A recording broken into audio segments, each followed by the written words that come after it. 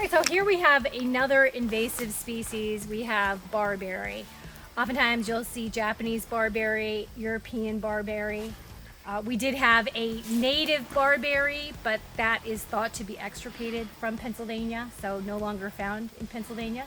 This one's red barberry, and back in the 70s we handed this out to cooperators that were working with the Conservation District and the federal government to make it available for turkeys, grouse, songbirds as a good food source. And it was a very good food source, yes? Yeah, it was a good food source. Today it's come too bad, too good, and now it's an invasive plant. Yes, so something that was passed out, now we're trying to eradicate it from the forest because why are we trying to eradicate it? So why is this such a problem? Well, one, it's very shade tolerant, so it'll grow, as we can see here, under the woods, under the shade of other trees. It's not liked by deer, so it's not browsed on and damaged by deer. And it's very aggressive.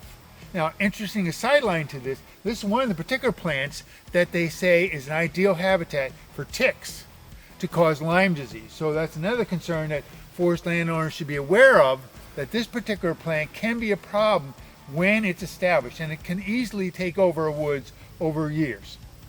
So not good for the forest, not good for our health, harboring those ticks. And obviously it's one of the bad briars as you're walking through, your forested land that you're often caught up on.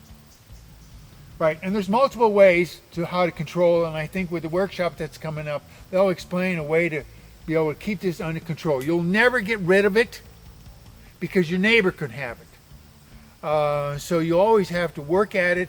The bottom line is you should try to manage it so it isn't a problem in the future of your forest.